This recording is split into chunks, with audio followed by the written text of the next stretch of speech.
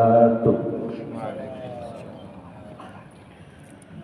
Alhamdulillahilladzi anzala as-sakinata fi qulubil mu'minin liyazdadu imanan ma'a imanihim.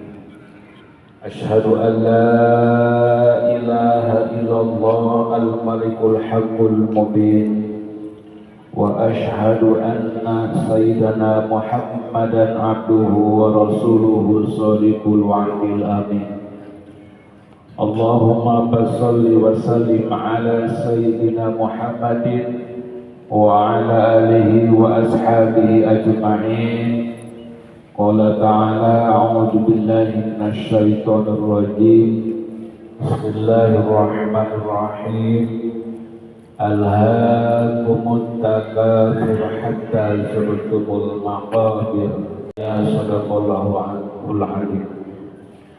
Hadirin jamaah salat zuhur Masjid Al-Jabar yang dirahmati Allah Subhanahu wa taala.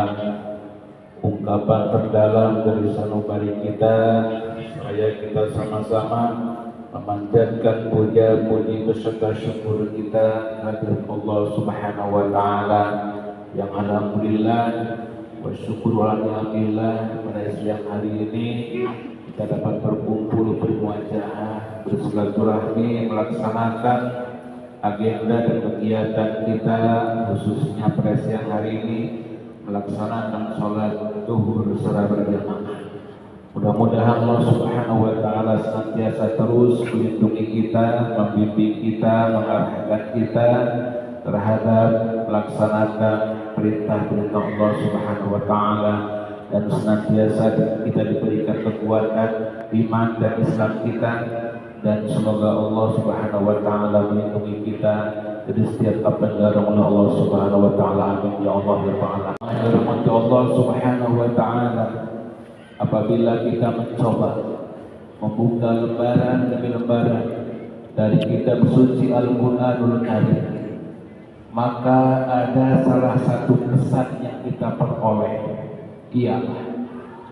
Pada prinsipnya Al-Quran selalu membicarakan tentang segala sesuatu di dalam batas-batas yang umum dan global sekali. Al-Quran secara umum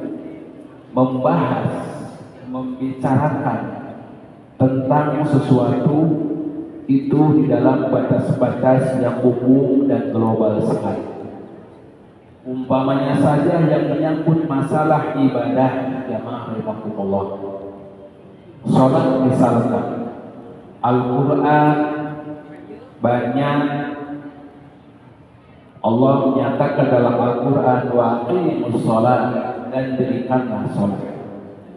Al-Quran tidak pernah membahas bagaimana tata cara salatnya, bagaimana kaifiat salat. Bahkan syarat dan rukunnya tidak jelas di dalam Al-Quran. Tetapi di mana pembahasannya? Itu semua diserahkan kepada al-hadis atau as-sunnah Rasulullah SAW.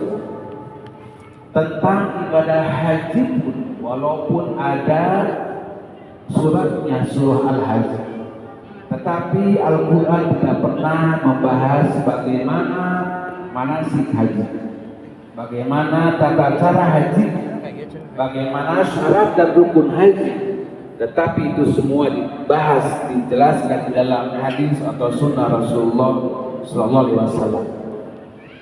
Demikian juga kita temukan di dalam Al-Quran, umpamanya saja kita penting adanya suatu musyawarah dalam satu masyarakat. Allah hanya menyatakan dalam Al-Quran, wa syawwirhum fil amri, kalian dalam segala urusan. Al-Quran tidak pernah membahas bagaimana tata cara musyawarah, bagaimana syarat musyawarah, bagaimana rukun musyawarah. Itu tidak dibahas dalam Al-Quran, tetapi dibahas dalam sunnah Rasulullah SAW. Demikian juga pentingnya bagaimana menegakkan suatu keadilan. Al-Quran tidak pernah membahas detail terperinci, tetapi itu semua diserahkan kepada hadis atau sunnah Rasulullah SAW. bahkan diserahkan kepada kebijaksanaan kaum muslimin, terutama para ulama dan tokoh-tokoh masyarakat Islam. Jamaah rahimakumullah, ada sesuatu yang berbeda, ada sesuatu yang lain daripada yang lain ketika Al-Quran membicarakan soal selain daripada ibadah, selain daripada sholat, selain daripada zakat, selain daripada ibadah puasa, selain daripada ibadah haji. Ketika Al-Quran membicarakan itu semua dengan bahasan-bahasan yang umum, dengan bahasan-bahasan yang global, tetapi ada yang berbeda ketika Al-Quran membicarakan soal harta dan kekayaan. Dalam soal harta dan kekayaan, Allah Subhanahu wa Ta'ala langsung yang membahas. Allah Subhanahu wa Ta'ala yang langsung membahas dalam Al-Quran. Berapa bagian laki-laki, berapa bagian perempuan, tidak dibahas dalam hal hadis atau sunnah Rasulullah SAW. Kenapa demikian? Ada apa gerangan di balik kenyataan ini? Kenapa ketika Al-Quran membicarakan tentang sholat, tentang ibadah, tentang kemasyarakatan lainnya, Al-Quran membicarakan secara umum dan global, tetapi diserahkan kepada al-hadis atau as-sunnah Rasulullah SAW. Tetapi ketika Al-Quran membicarakan soal harta, soal kewarisan, itu semua Allah yang langsung membahas. Kenapa demikian? Profesor Dr. Ahmad Salabi, salah seorang ahli tafsir, mengatakan menurut beliau ada kecenderungan manusia kalau sudah menyangkut harta menjadi egois. Ada kecenderungan manusia kalau sudah menyangkut harta menjadi takabur dan sombong. Bahkan ada kecenderungan manusia cara berpikirnya, cara ijtihadnya, cara kebijaksanaannya, kejujuran dan keadilan manusia kalau sudah menyangkut harta akan dipengaruhi oleh kepentingan individu, akan dipengaruhi oleh kepentingan kelompok. Bahkan ada kecenderungan manusia untuk menjadi bertengkar, terjadinya percekcokan, terjadinya pertengkaran, terjadinya perselisihan diakibatkan karena masalah harta dan kekayaan. Keluarga yang sangat rukun, dia tidak pernah terjadi percekcokan, mendadak menjadi bertengkar ketika pembagian harta warisan. Demikianlah manusia menjadi bertengkar karena sudah berbicara tentang harta dan kekayaan. Jadi ada kecenderungan manusia kalau sudah menyangkut harta menjadi takabur dan sombong. Ada kecenderungan manusia kalau sudah menyangkut harta menjadi egois. Bahkan ada kecenderungan manusia cara berpikirnya, cara ijtihadnya, cara kebijaksanaannya, bahkan suatu penilaian di tengah masyarakat kita terkadang baik dan buruk seseorang itu sering diukur dengan hartanya. Dihormati seseorang sering diukur dengan harta dan kekayaan, dengan jabatannya. Allah menyatakan dalam Al-Quran, Inna akramakum indallahi atqakum. Sesungguhnya orang yang paling mulia di sisi Allah dari Allah adalah orang yang paling bertakwa.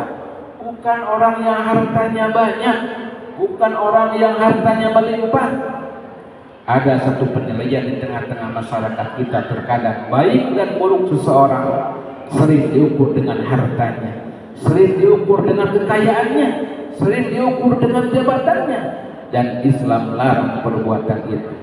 Hargailah, hormatilah seseorang atqakum karena ketakwaannya pada Allah Subhanahu wa Ta'ala. Bukan karena jabatannya, tetapi karena akhlaknya, karena atqakum, karena ketakwaannya kepada Allah Subhanahu wa Ta'ala. Jamaah rahimakumullah, dengan kekayaan seseorang militansinya menjadi hilang. Dengan kekayaan seorang yang asalnya bersifat patriotis dan pejuang, orang yang asalnya baik, dengan kekayaan terkadang orang bisa menjadi bermusuhan. Naudzubillah subhanallah. Oleh karena itu, maka Allah Subhanahu wa Ta'ala dalam Al-Quran menyatakan bahwa ketika berbicara soal harta, maka Allah lah yang langsung membahasnya. Lirijali nasibu mimma tarakal walidani wal aqrabun walinisai nasibu mimma tarakal walidaini wal aqrabun. Berapa bagian laki-laki, berapa bagian perempuan, semuanya Allah yang langsung. Kenapa itu diserahkan kepada hadis? Kenapa itu diserahkan kepada para ulama? Karena ada kecenderungan manusia kalau sudah menyangkut harta, cara berpikirnya, cara ijtihadnya, cara kebijaksanaannya, bahkan kejujuran dan kajian manusia kalau sudah menyangkut harta sudah tidak objektif lagi demi kepentingan kelompoknya, demi kepentingan individunya, demi kepentingan keluarganya, demi kepentingan saudara-saudaranya. Demikianlah Allah Subhanahu wa taala menjelaskan dalam Al-Qur'an. Mudah-mudahan kita dapat mengambil hikmah apa yang Allah nyatakan dan lakukan, sehingga kita senantiasa taat kepada Allah Subhanahu wa taala. Pembagian harta kadang-kadang tidak diambil dari Al-Qur'an. Karena apa? Karena katanya disamaratakan, itu sudah jelas-jelas melanggar ketentuan Allah Subhanahu wa taala. Allah saja yang membahasnya, bukan diserahkan kepada hadis atau as-sunnah, bahkan para ulama, ijtihad para ulama pun tidak. Ternyata manusia banyak yang melanggarnya. Apalagi kalau sudah menyangkut masalah harta warisan, diserahkan kepada hadis atau sunnah atau kepada manusia, bahkan para ulama, niscaya manusia senantiasa tidak taat kepada Allah Subhanahu wa taala. Mudah-mudahan kita semua dapat mengikuti ajaran daripada Allah Subhanahu wa taala sehingga kita mendapatkan kebahagiaan baik di dunia maupun di akhirat. Amin ya Allah ya rabbal alamin. Akhirul kalam bila tasbihah. Assalamualaikum warahmatullahi wabarakatuh.